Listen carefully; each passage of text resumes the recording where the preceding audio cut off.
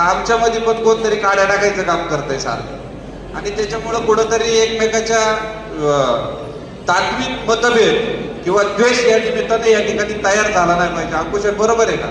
आणि म्हणून तो त्या ठिकाणी ही सगळी महाविकास आघाडी आपल्याला एकत्रित ठेवायची.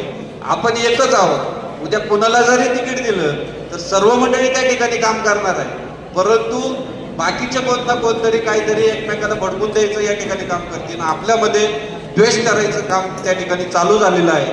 त्यामुळे सगळ्यांनी सावध पवित्र घ्या आणि प्रत्येकाने महाविकास आघाडीतल्या प्रत्येक कार्यकर्त्यांनी उद्याची मतदार यादी असेल किंवा प्रत्येक गावामध्ये ज्या ज्या पद्धतीने आपल्याला संघटनात्मक काम करता येईल त्या पद्धतीने कामाला सुरुवात करावी अशी विनंती करतो.